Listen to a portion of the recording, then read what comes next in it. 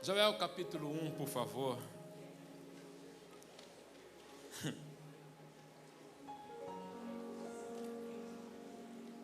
Joel capítulo 1.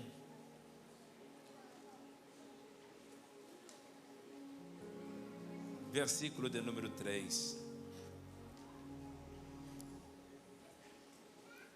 Trago saudações de todo o povo do Canadá.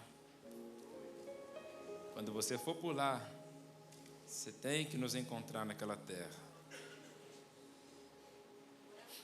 Joel 1:3 diz assim: narrai isso aos vossos filhos, e os vossos filhos o façam a seus filhos, e os filhos destes a outra geração. Narrai isso aos vossos filhos, e os vossos filhos o façam a seus filhos, e os filhos destes a outra geração. Tua palavra é santa, continua falando conosco como o Senhor já está falando, Pai. A tua presença é real neste lugar, desde o início, no meio do louvor, é palpável, Senhor. Me jogo nas tuas mãos porque sou dependente e carente. Faça um pacto com o Senhor. Tudo que aqui acontecer é exclusivamente para a honra e a glória do teu santo nome. Por isso, nos toma, Senhor, na revelação da tua palavra, nos leva à sala da revelação, e que hoje, Senhor, fique pequeno o ambiente por tamanho da sua glória no nosso meio. A ti te louvamos. Amém. Meus amados irmãos, o texto em que nós lemos do livro de Joel é um texto que certamente é familiar à maior parte dos que aqui se encontram. Ao ler o versículo de número 3 do livro de Joel, é um texto em que nos convida, ou que Deus está convocando o seu povo, aos chefes das famílias, aos pais, a terem um momento de mesa de comunhão para com seus filhos. A mensagem que Deus começa a dar ao profeta Joel não é uma mensagem fácil de ser anunciada. Falar de Joel, filho de Petuel, é falar de alguém que foi despertado por Deus, já ainda numa certa idade, no meio de uma transição da juventude para uma fase adulta. E esse homem veio de um berço muito humilde, muito simples, mas Deus o agraciou com uma palavra profética e pontual, não somente para os seus dias, mas atualizada para os dias atuais. Joel é aquele que recebe agora esta mensagem, e a mensagem que ele vai dizer não é uma mensagem para qualquer. Ele vai falar com os líderes, com os pais, com os cabeças. Joel tem um público certo, uma mensagem direcionada. O que me chama a atenção é que Deus é poderoso, é maravilhosa a forma em que Ele age, que Deus nunca fica mandando recadinho. Quando Deus quer falar com alguém, Deus manda uma mensagem. Deus não é Deus de recado, Deus é um Deus de mensagem. Ele tem a direção, Ele sabe o endereço, Ele sabe o coração que Ele vai atingir, Ele sabe a geração que Ele vai transformar. Joel é esse que tem essa mensagem para dizer a eles, falando: olha, é necessário que vocês voltem ao plano original. Se eu fosse colocar um tema hoje, eu colocaria voltando ao plano original. Joel, então, ele vai começar a introduzir dizendo: para que vocês entendam, ou para que vocês possam retornar ao plano original, é necessário narrar para os vossos filhos. A pergunta que eu faço desde já no início, e vou ser conciso na noite de hoje, até porque quero ouvir a segunda ministração, é: o que iriam eles narrar para os seus filhos? O que tinham esses homens para falar para os seus filhos, ao qual Deus está dizendo: narre aos vossos filhos, estes passam aos seus filhos, e os filhos destes a outra geração. Deus está querendo provocar, no mínimo aqui, com 4 gerações, Deus está querendo ter com eles um conserto, um alinhamento, para retorná-los ao plano original. Que palavra era essa que deveria ser narrada? Se nós olharmos a Escritura Sagrada e vemos, caminharmos um pouquinho por ela, nós vamos ver que este povo está sendo assolado por 4 tipos de gafanhoto. Os gafanhotos começaram a assolar de uma forma tão cruel que veio um cortador, veio o migrador, veio o devorador e, para terminar, entrou o destruidor.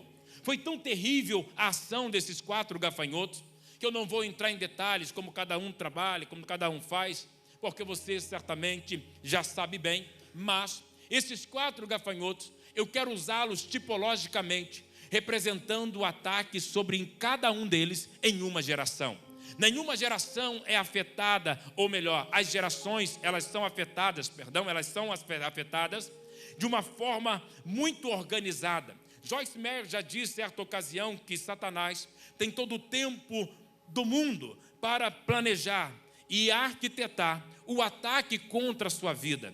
Ele planeja, ele se prepara com os seus principados para destruir não somente uma geração, mas ele sabe que se tocar em 4 gerações pelo menos, aquele povo que era forte, aquele povo que carregava algo, uma promessa, carregava uma palavra, eles vão se perder. E é então a nova geração, após esta 4ª que surgir, vai ser um povo leigo, um povo que não tem conhecimento, um povo que vai ter que aprender muito. E aí é um povo fraco. Um povo sem conhecimento é fraco. Um povo sem promessa é um povo sem rumo. Um povo sem promessa é um povo que não sabe para onde vai. E quem não sabe para onde vai, já disse alguém, em que qualquer lugar para ele serve. Então, agora começa um plano arquitetado, bem planejado, organizado. Uma geração vem um gafanhoto, uma outra geração vem outro gafanhoto. E eles vão agindo, eu quero trabalhar tipologicamente nesses 4 gafanhotos em 4 gerações.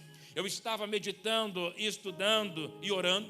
O Espírito Santo me fez fazer uma viagem em algo geracional no meio da minha família.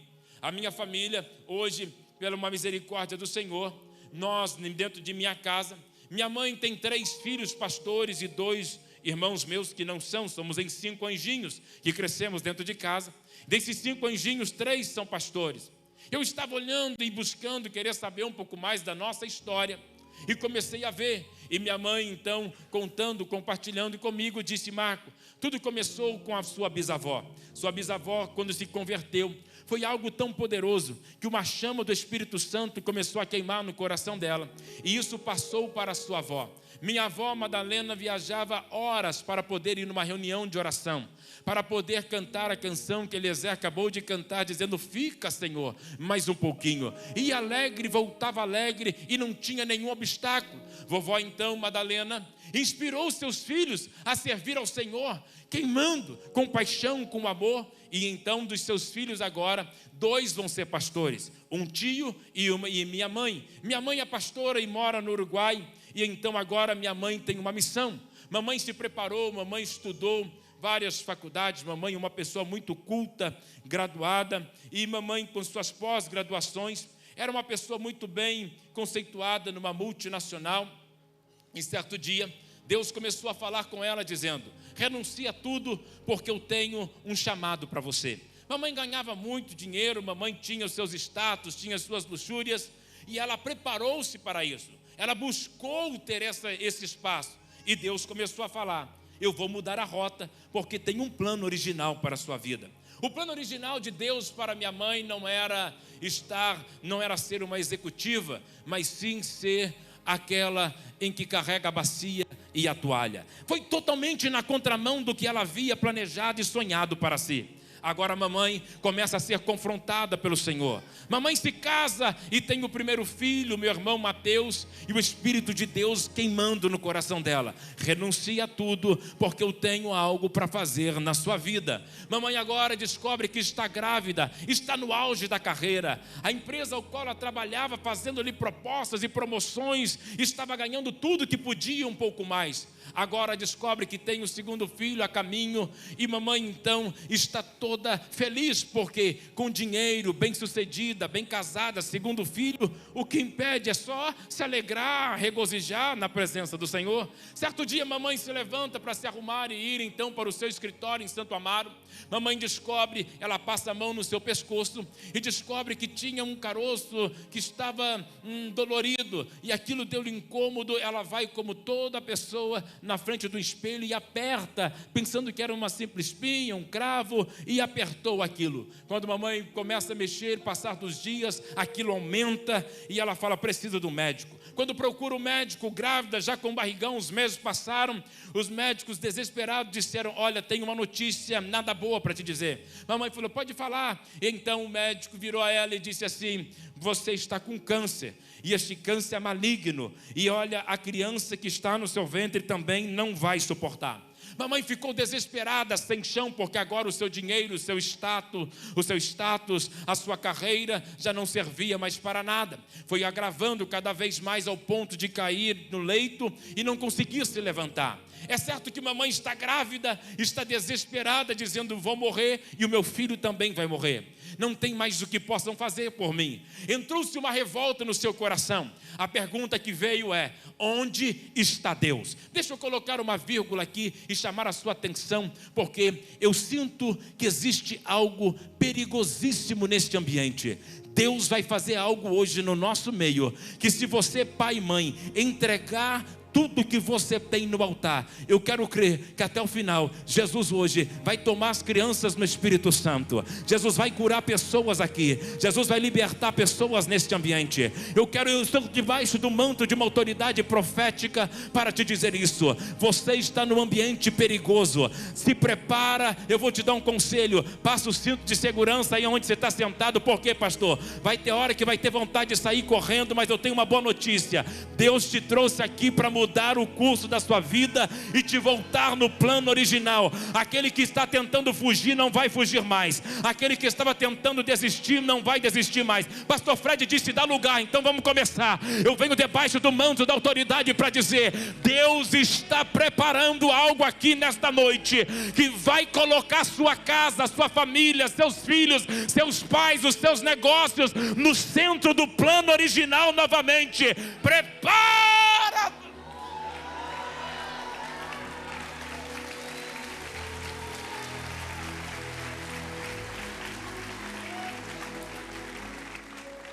Mamãe não pode sair de casa, agora está num leito, está prestes, esperando até mesmo a morte. E vem a pergunta, onde está Deus? Cadê o Deus da oração? Cadê os Deus do monte? Cadê os Deus do jejum, das consagrações? Onde o Senhor está? O dinheiro não pôde resolver. O status não podia mais resolver. Nenhum médico poderia dar a solução. Agora está aguardando a morte e a criança no seu ventre. Os médicos começaram a dizer, é melhor tirarmos a criança, porque ela já vai morrer. Não adianta você querer esperar toda a gestação. Não existe recurso, não tem remédio, não tem nada que possamos fazer. Mamãe disse assim, não vou tirar esta criança.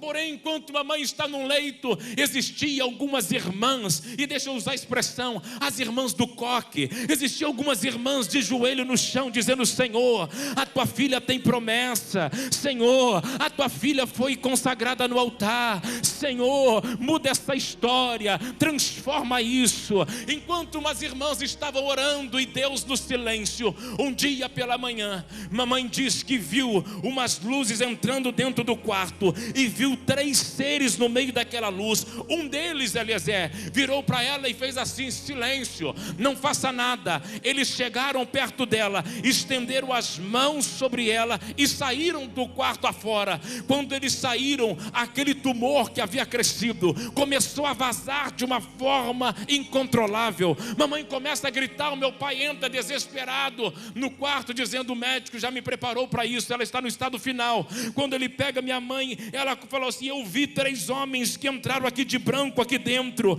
Ele estendeu a mão sobre mim e falou para mim, silêncio. Eu vi eles entrando. O meu pai disse, ninguém entrou aqui, eu estou aqui na sala, não vi ninguém entrando e ninguém saindo. Mamãe disse, pois ele veio aqui. Eu não sei se você conhece eles, mas vamos lá. Enquanto meu pai pega minha mãe agora, ele vai desesperado, chama a ambulância e leva a mamãe para o hospital. Quando chega no hospital, o doutor disse, ela vai morrer, já está em estado final, já está em delírio, vamos tirar a criança. Aí meu pai disse, disse: não, deixa até o último momento, vamos até o último instante. Parece que ele sabia da frase no último minuto, vamos até o último minuto, vamos até o momento ali. Aí o médico começa a tirar sangue, faz sangue, analisa daqui, analisa de lá e puxa para lá e para cá. O médico chama o outro, fala assim: vamos fazer uma reunião. Aí faz uma reunião daqui e fala assim: faz outro exame, faz outro exame, vamos fazer outra reunião, e faz reunião, e reunião que ia, reunião que vinha, reunião que parava, reunião que voltava. Aí de repente um pegou e disse assim: chama o esposo. Quando chamaram ele, disseram: não sei o que aconteceu. Meu pai disse: o que foi? Olha, todos os exames que estão aqui, nós não encontramos mais nada. O sangue está limpo, ela está limpa, a criança está saudável, está tudo perfeito. Oh meu Deus do céu, pastor Marco, o que o senhor está dizendo?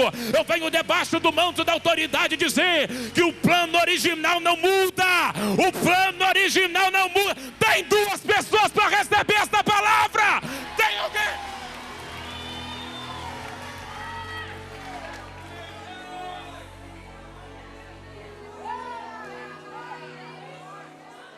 Coloque em 3 pessoas e diga a ele, a ela: o plano original não muda.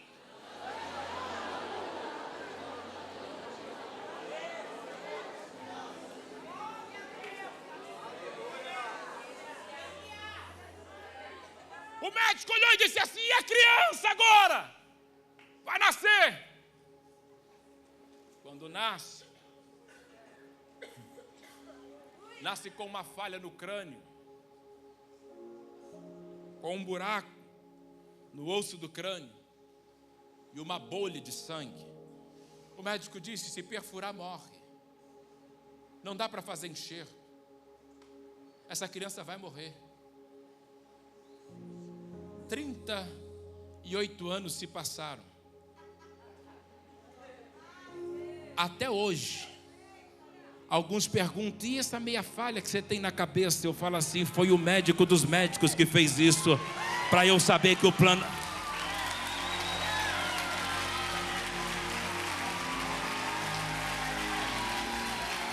Eu viajei 17 horas para dizer que o plano original na tua casa, ele não vai falhar.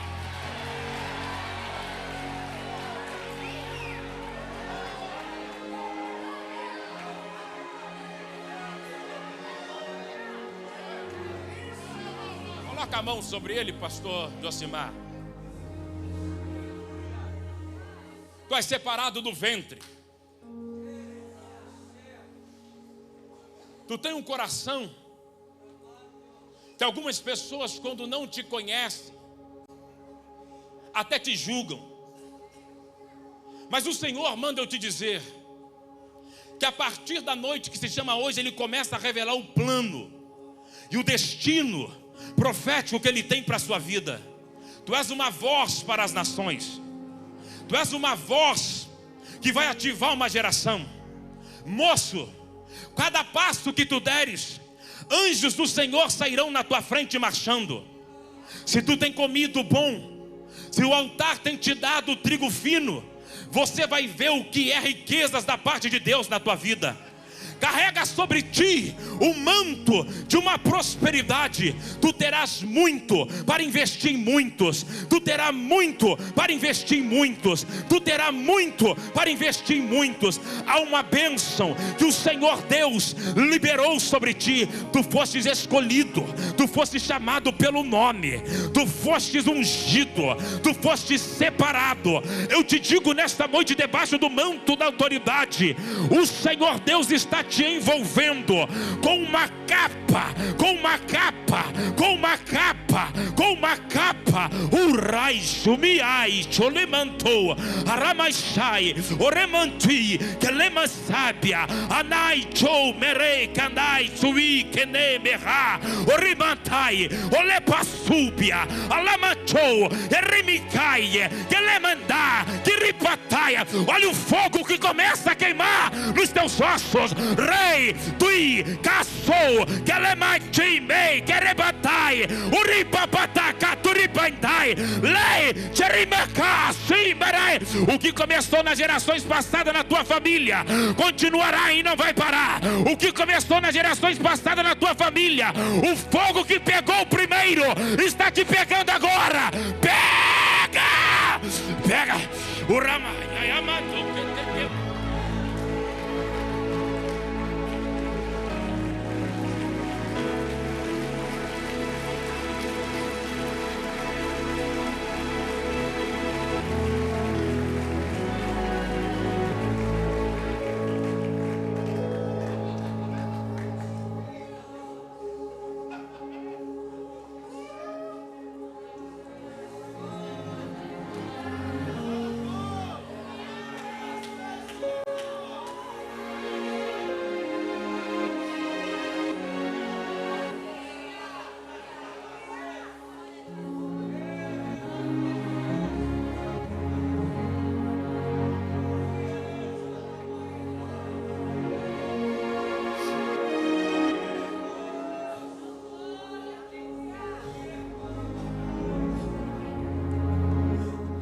narra isso aos vossos filhos, o que eles deveriam narrar. Deus estava agora preocupado, dizendo: eu preciso que essa geração conheça o que vocês conheceram lá atrás. O que me chama a atenção foi que Deus nunca poupou os filhos, as crianças, da sua presença e da sua glória. Se nós olharmos em toda a história da Bíblia, você vai ver que sempre as crianças foram perseguidas e foram bombardeadas. Certo dia, Faraó faz uma proposta ridícula, dizendo: vão vocês, mas deixa as mulheres e as crianças aqui. Mas as crianças nunca ficavam sós.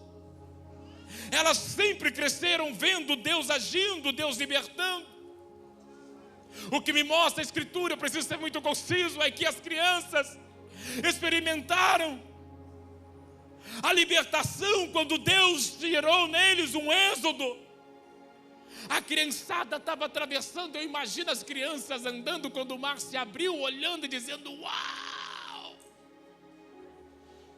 E os pais dizendo: esse é o nosso Deus que faz. Esse é o nosso Deus que abre porta onde não tem porta. As crianças que viram Deus abrindo, Eliezer, o mar, foram as mesmas que viram do outro lado Deus fechando o mar. E disseram: uau, Ele acabou com os inimigos. Por experimentar, por viver, por vivenciar. Essas mesmas cresceram marcadas, Eliezer, com a manifestação da presença. Elas viram Deus mandando maná. Joséfo diz que o jovem Josué saía, estendia o braço, enquanto o maná estava caindo sobre si. Não tinha pai que ia pegar maná para os filhos, não. Falar: meu filho, hora de maná, criança, vão pegar. Não tinha papai, vai preparar tudo e vai colocar na mesa. Não, isso é a nossa geração Nutella. Antigamente, os filhos iam buscar maná. Pergunta bem forte: por quê, pastor? Porque Deus queria ensiná-los, dizendo: eu sou o Jirê da sua vida. O pai que não ensina o filho a buscar o maná nunca vai conhecer o Jirê na sua infância. Tem pai que está querendo que o filho conheça o Jirê na fase adulta, depois de casado. Não, eu não quero isso para minha filha, não. Eu quero que ela se case com alguém que conhece o Jirê desde a infância, que quando quer um brinquedo, ele dobra o joelho e fala: Senhor, dá dinheiro para o meu pai poder me dar o videogame. Aí ele ora, Deus abre a porta, ele pede e Deus...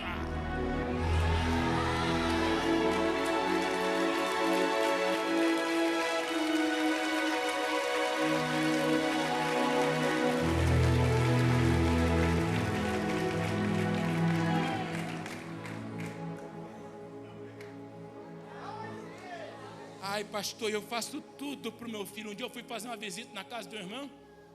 Quando eu cheguei lá, falei: fulano, ai, pastor, meu meninão está dormindo. Aí eu falei, quantos anos mesmo tem o meninão? 25, meio-dia, dormindo.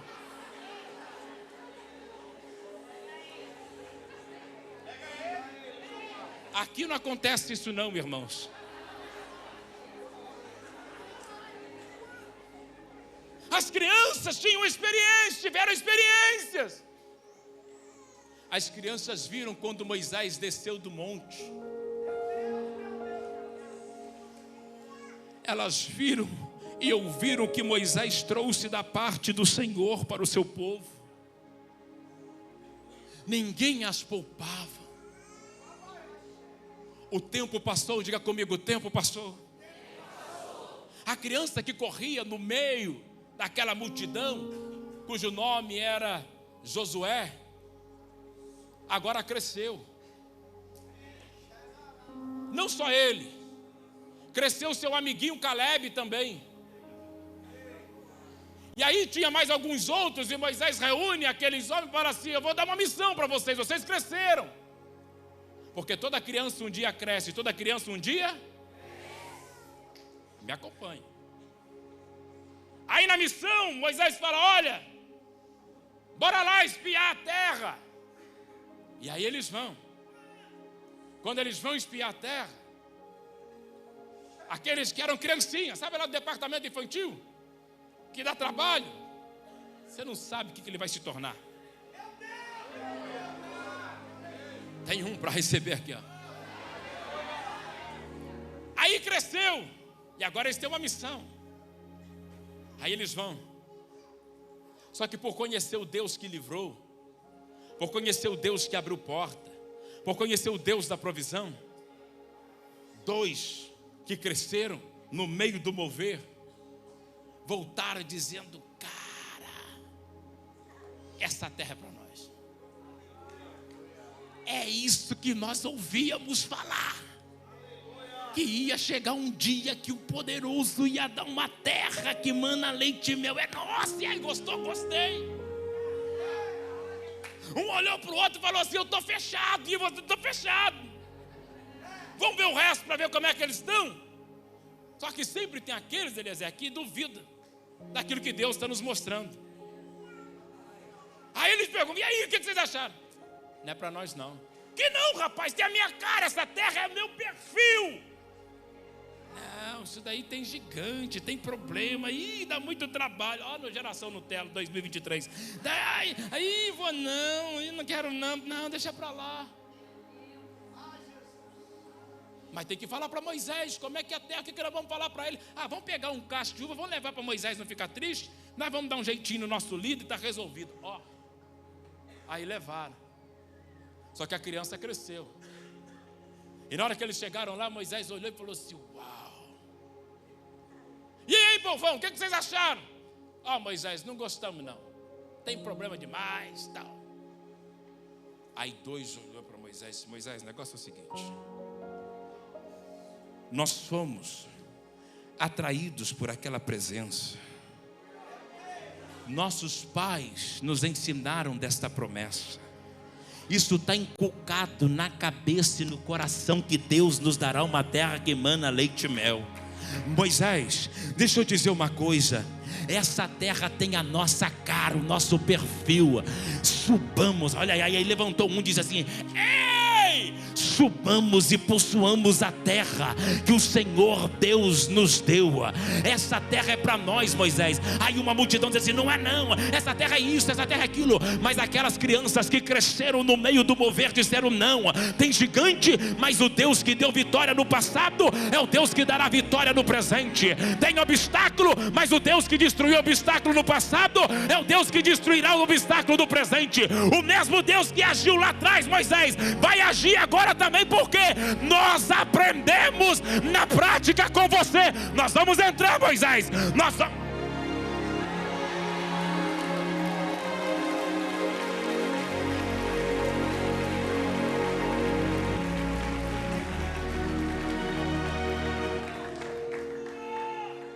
Moisés morre. Moisés morreu. Moisés, só os vivos para terminar. Moisés. Aí Deus pega e fala assim: Josué, é contigo. Senhor, eu? Claro. Claro. Mas Senhor, é difícil. Eu sei. Mas você lembra aquele dia que antes de Moisés morrer, que ele colocou a mão sobre você e ativou o plano original na sua vida? Porque a Bíblia diz que Moisés, nos seus últimos dias, colocou a mão sobre Josué, e o espírito de sabedoria começou a fluir em Josué, e as pessoas passaram a respeitar o que Josué carregava. O que quer dizer? Moisés, antes de morrer, ele coloca sobre Josué, ele transiciona e apresenta o plano original para ele, dizendo: meu filho, vai e flua. Agora você cresceu, você não é mais aquele menino, você agora é um homem que tem bagagem. O apóstolo Paulo um dia disse isso: eu trago no meu corpo as marcas. Que marcas? Eu fui exposto, eu fui apresentado. O que eu falo não é que eu li num livro, eu vivi, eu experimentei, eu carrego em mim. Eu tenho autoridade para dizer isso. Pastor, o que o senhor está falando? Era isso que Deus estava mandando ser narrado na geração de Joel, e é isso que Deus está pedindo para a última hora da igreja. Nós somos a igreja do maior avivamento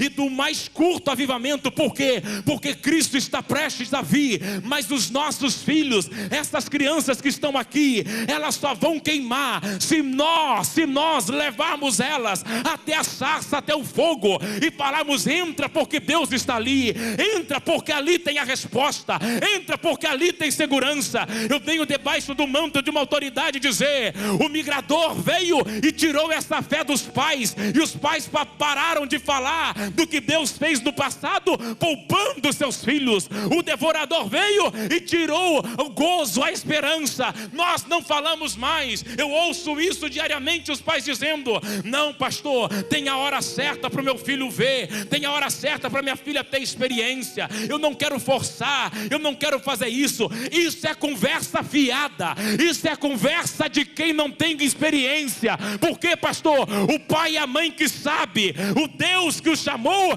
tem pressa para colocar o teu filho no altar e dizer: queima Jesus, porque eu quero que o meu filho veja a sarça. Eu não sei se tem algum aqui. O pai que... meu Deus do céu, quem tem experiência não poupa. A maior metanoia que nós podemos alcançar na noite de hoje é essa: pararmos de pouparmos os pequeninos, dizendo: são inocentes, ainda não estão preparados, é criança demais. Mas Jesus um dia virou e disse assim: deixa vir a mim os pequeninos, porque deles é o reino dos céus. Jesus um dia falou assim: se você tratar um pequenino desse, recebê-lo bem, você está recebendo a mim. Sabe o que Jesus está dizendo? Eu estou neles, eu ajo no meio deles, eu fluo na vida deles. Para de ser religioso. Quem colocou esta imagem que criança não pode ter espaço foi a religiosidade, foi o sistema. Mas quem busca uma metanoia, uma transformação, ele tem pressa. Enquanto nós ficamos poupando, os TikTokers da vida tá lá fazendo os videozinhos e seduzindo seus filhos. Enquanto você está poupando seu filho da sarça, tá lá o youtuber da vida, os netos da vida, fazendo porcaria e levando a nossa geração. Mas eu levanto como profeta dizendo: Deus vai mudar uma geração aqui hoje. O plano original, ele não muda. Meu Deus do céu, não vai mudar na tua casa, não vai mudar na tua família, não vai mudar na tua igreja, não vai mudar.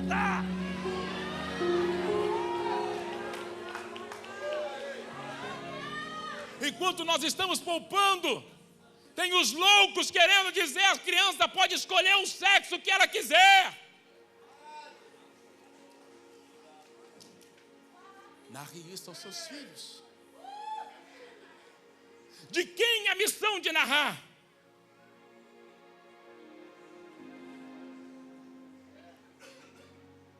A missão de narrar e de ativar esse profético não começa na igreja, começa na mesa da sua casa.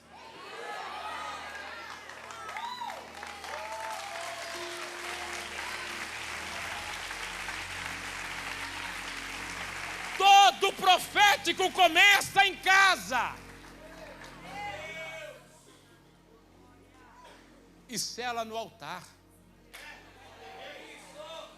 O problema é que hoje muitos estão dizendo, é verdade, começa em casa. E nós vamos ficar só em casa. Quando Jesus encontrou com os seus discípulos no caminho de Emaús,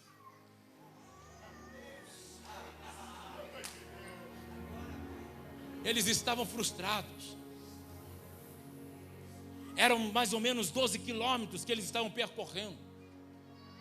De manhã e chegaram à noite. Eles andavam até para trás, para não chegar no destino final. 12 quilômetros andando, rápido eles faziam. Ruim, 4 horas. Mas eles estão ali frustrados. E falando. De repente ele chega.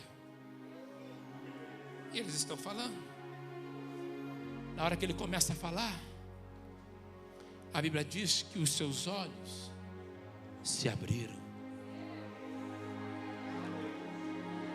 E por causa da palavra que ele carregava, a escama começou a cair daqueles homens que estavam frustrados, dizendo, não valeu a pena, perdemos tempo, foi em vão.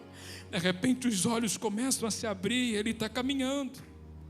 Só que como ele é poderoso e ele sempre, o plano original nunca é a primeira milha, Eliezer, e sempre convidar para a segunda milha, vai chegando perto da casa daqueles homens, ele faz questão, Jesus faz questão de passar a casa deles e continuar a caminhada. Que é isso, pastor? Está na sua Bíblia, lê direito. Aí eles vão dizer assim, Senhor, já é tarde, fica, Senhor, mais um pouquinho, entra aqui, fica aqui. Só que ele está querendo andar. Por que ele está fazendo isso? Porque ele queria ver se verdadeiramente tinha desejo no coração daqueles homens da sua presença. Ó pai, ó mãe, ó filho, ó jovem, criança que está aqui, quando nós mostrarmos para ele a fome, o desejo que nós temos da sua presença, sabe o que ele faz? Ele para, ele fica o tempo que for necessário. E aí, pastor, aí ele convida você para uma mesa. Na mesa a Bíblia diz que ele pegou e partiu o pão. Eliezer, ele pegou aquela hora e deu pão para aqueles homens comer. Pão representa a promessa, pão representa sustento, pão representa a palavra, pão representa a provisão. Coisa que no livro de Joel a Bíblia diz, por não ter trigo, não ter pão, não havia alegria entre os homens. A mesa que não tem pão não tem alegria. A mesa que não tem pão não tem festa. A mesa que não tem pão não tem a manifestação da provisão. Aí ele partiu o pão a eles e deu para eles comer aquele pão. Eles comeram o pão, eles se alegraram e disseram, agora ele vai pegar o cálice da ceia. Só que tem um detalhe, Eliezer, ele não deu a ceia para eles ali em Emaús. Pergunta para mim no seu microfone bem forte, por quê, pastor? Por quê, pastor? Pergunta. Por quê, pastor? Por quê? Porque a ceia não se dá em Emaús num grupinho fechado. A ceia é em Jerusalém. Eles tinham que vir para o templo para beber o cálice. Eles têm que ter altar para ter cálice. Eu venho debaixo. Eu entro debaixo de uma autoridade dizendo, sai fora desta geração que quer ficar em Emaús fazendo ceia, dizendo, nós já somos a igreja, nós já somos o corpo. É não, meu irmão, em Emaús tem pão, mas o cálice está aqui no altar, o cálice está aqui na igreja. Só Jerusalém tem cálice. Eu não sei se tem alguém aqui comigo.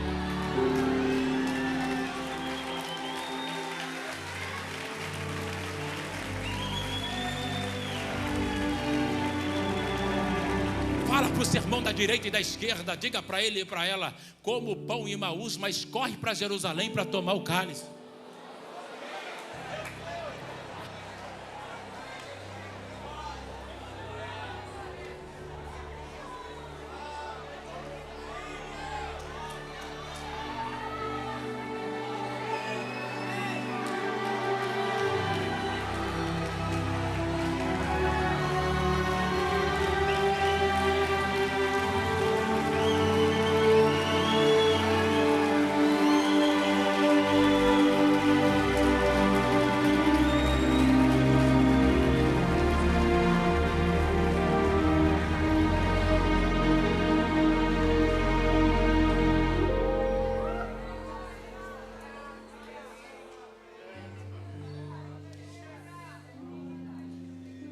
Jesus desse o cálice para eles ali, eles nunca iriam valorizar o altar de Jerusalém.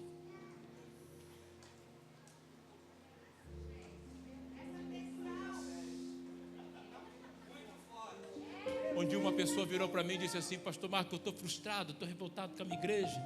O senhor pode vir trazer ceia aqui na minha empresa? Eu falei: posso não. Mas o meu filho também vai estar lá, minha filha vai estar lá, então ensina ele que o cálice é no altar de Jerusalém que recebe. Se você não narrar isso aos seus filhos, eles não vão saber. E eu preciso terminar agora de verdade.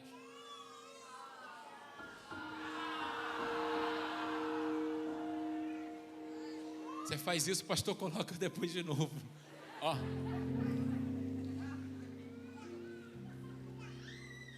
O Josué assumiu. E Josué conquistou tudo que tinha que conquistar. Levou o povo para o lugar. A Bíblia diz que Josué agora já é velho. E Josué vem a óbito. Diz a Bíblia que quando Josué morre, uma geração ainda permaneceu na presença. Mas no livro de Juízes, no capítulo 2, diz que a outra geração já não conhecia o Deus dos seus pais. Porque eles não conheciam o Deus de Abraão, de Isaac, de Jacó, de Moisés, de Josué, dos profetas. Porque essa geração de Juízes, capítulo 2, essas crianças, esses jovens, levantaram outros altares. Porque alguém, após a morte de Josué, deixou de narrar para eles, deixou de falar o que Joel está dizendo: narre aos seus filhos aos seus filhos, e os filhos destes aos seus. Alguém escondeu dessa geração a palavra, e disse: se você tiver que conhecê-lo, ele vai se apresentar para você. Alguém virou para eles e disse: não precisem orar nem sacrificar, porque ele pode vir aqui se apresentar e você vai ser atraído. Só que já não era mais assim. Já era para ser passado. O plano original vai ser interrompido. Então agora os anos se passam e vem uma geração totalmente deturpada. Uma geração perdida. Eu ando pelas ruas do Canadá e eu vejo megas templos centenários que um dia teve uma geração que chorou para construir aquilo e para ganhar almas para o Senhor.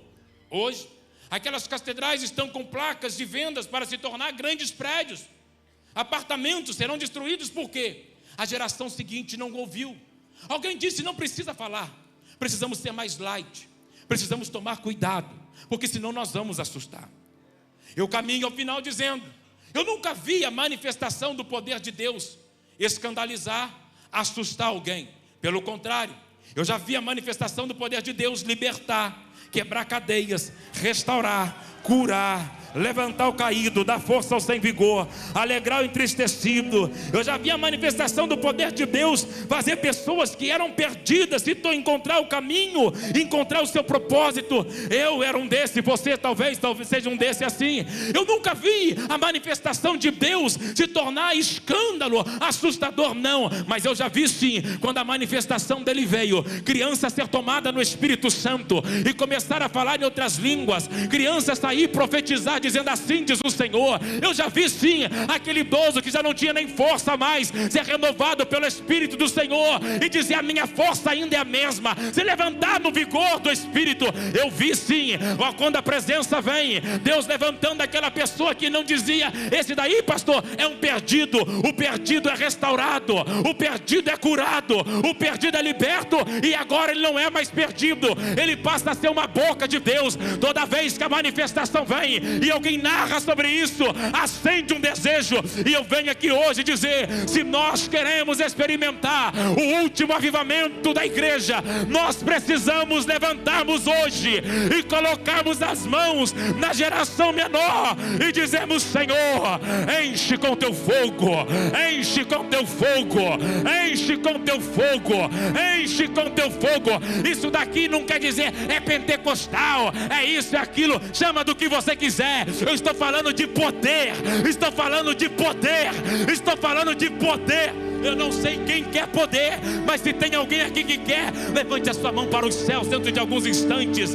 Levante as suas mãos e diga: Espírito Santo, me encha até transbordar. Eu vou te dar alguns segundos para você fazer isso. Levante a sua mão agora. Pastor, o que vai acontecer? Tem óleo fresco já pairando na casa. Deus vai tomar aquele na profecia. Deus vai tomar pessoas numa palavra profética.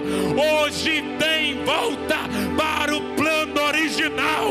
Vai, recebe aí. Eu nunca vi receber poder de qualquer jeito, não. Só recebe poder quem tem fome. Só recebe poder quem deseja. Só recebe poder quem clama. Eu aprendi desde pequeno: quem quer poder que ora, quem quer poder que busca, quem quer poder que desça, quem quer poder que chama, quem quer poder que corre para o altar, quem quer poder que grita por ele. Quer poder aí na galeria? Então chama. Quer poder aqui embaixo? Então chama. O rabacanda rabachanda rabachaia. O repapatacanda rabacanda. Quer poder? Os jovens adolescentes aqui querem poder.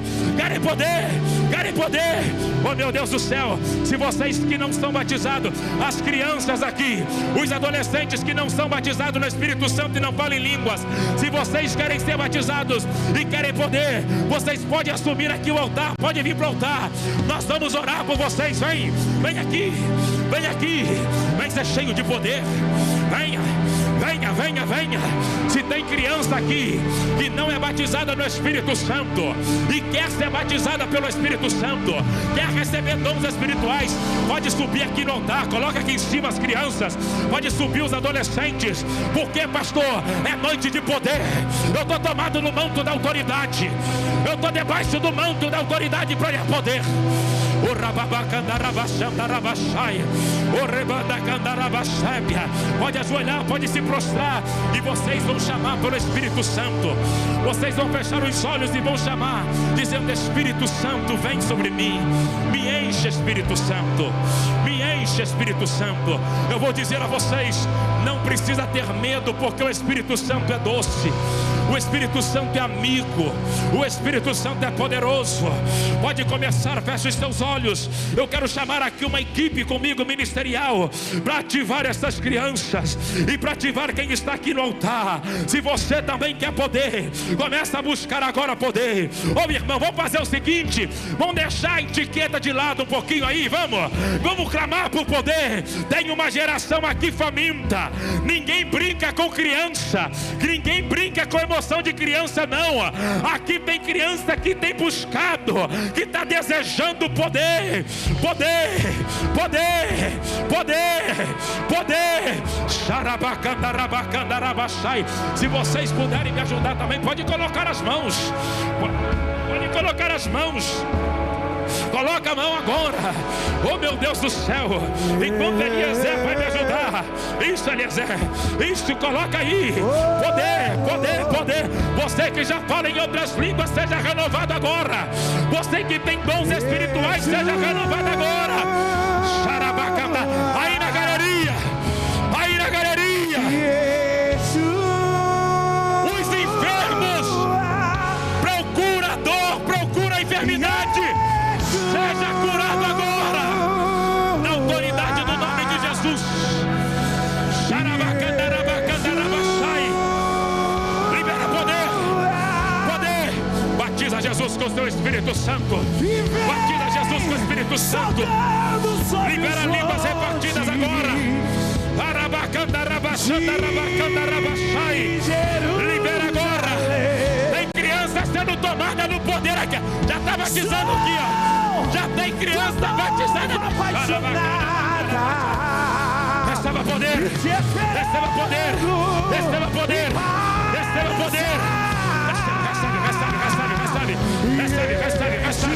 Receba autoridade. Receba poder.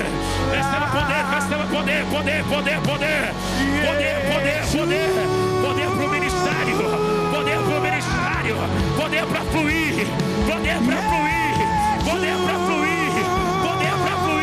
Queima, Jesus. Queima com teu fogo.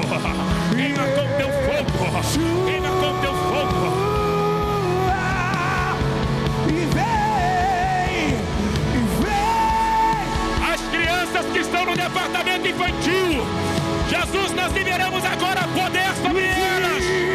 Batiza com teu fogo, batiza com teu fogo, batiza com teu fogo. Libera os dons, a geração dos profetas, a geração das profetisas está aqui.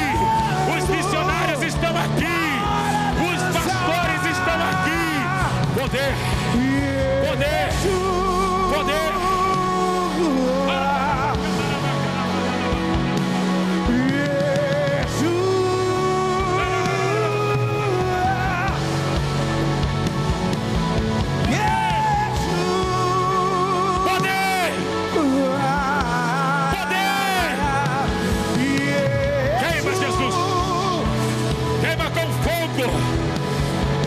Crianças aqui em lágrimas no altar. Da raiz aos vossos filhos aos seus filhos, os filhos destes aos teus. Eu sou da geração que fala. Arramai, o rebabada canta rabachai. Oh meu Deus, oh meu Deus, oh meu Deus, oh meu Deus, oh meu Deus. Poder. Aí no fundo, receba poder. Receba poder. Receba poder. Recebe. Recebe. Recebe. E Adonai se manifestará. E se manifestará, se manifestará, se manifestará, se manifestará,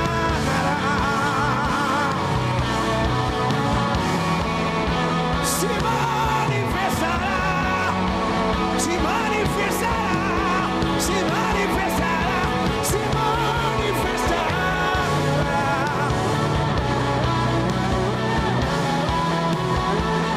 se manifestará.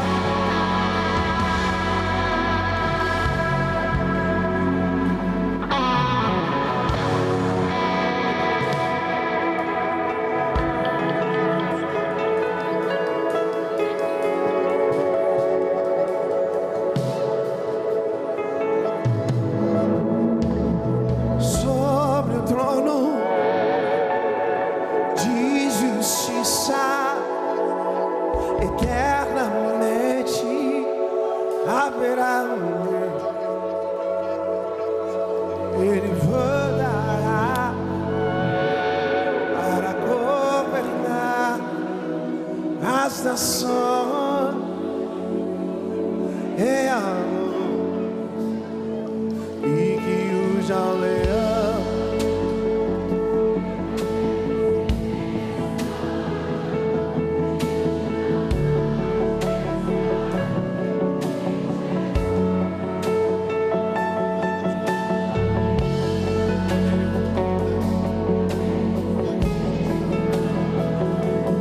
diante da mar e o descendente de Davi, e o descendente de Davi.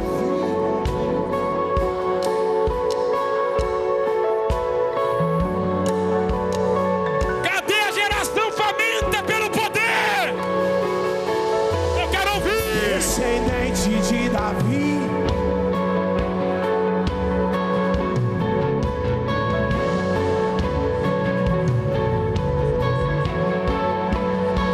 E que o leão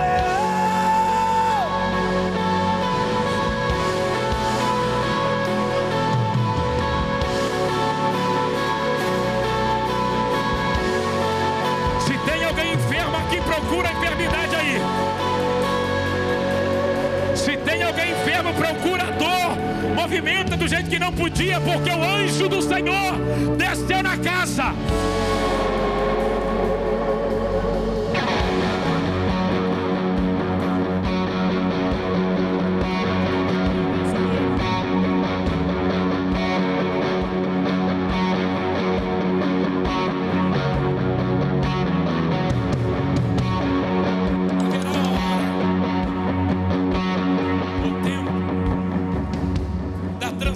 De território.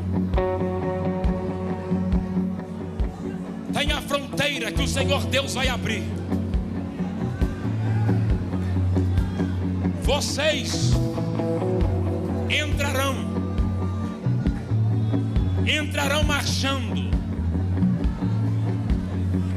marchando, como será o amanhã da nossa. Como?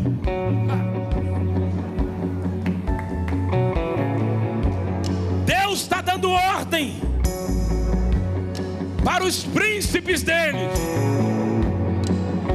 honrar a unção que está sobre a vida de vocês. Vossa filha caminhará, desfrutará de coisas que vocês olharam distante. O Senhor manda dizer assim: faça a minha obra e eu cuido. Faça a minha obra e eu sustento. Eu vejo ela falando outras línguas, outros idiomas. Urimiai. Até quando eu vou aguentar isso? Até quando eu vou caminhar nisso? Deus manda dizer: filho, eu os sustento, eu os sustento, eu os fortaleço e coloco sobre a palma das vossas mãos, sem nenhuma amarração e nenhum favor de ninguém. Tu não deve nada a ninguém. Eu sou o teu provedor e tu sabes. Eu sou o teu pai e tu sabes. Eu sou o teu Deus e tu sabes. Eu sou quem caminha contigo. Desde quando não tinha nada, eu estou contigo. Desde quando ninguém lhe chamava, eu te chamei. Eu te prometi. Eu falei de tudo isso daqui, ó. Eu falei de todas as pessoas cantando. Eu falei de todos te ouvindo. Porém vou colocar outras nações ouvindo a tua voz. Eu ecoarei no meio da tua voz. Filha, eu te darei canções, e outros e outros e outros serão atraídos ao meu altar. O ramai te remandou que a saia. Estou te tirando de trás das malhadas e te colocando na frente. Estou te tirando de trás e dizendo: olha a autoridade que eu te dou, olha o manto que eu te dou. Isso é geracional. Isso é geracional. O rababacandarabashaia, o remandacandarabasébia. Receba autoridade na ousadia agora, na autoridade do nome do Pai, do Filho, do Espírito. Pega! Xarabacarabacandarabashaia, xarabacarabandarabashaia, o rebabandacandarebandecandarabasébia. Coloca a mão no ombro da pessoa aí que está agora. Dentro de alguns instantes agora, começa a receber poder. Poder, poder, poder, poder, poder, poder, poder, poder, poder. Libera o que você tem aí. Libera o que você tem aí. Faça o som da noiva. Cadê a igreja do avivamento?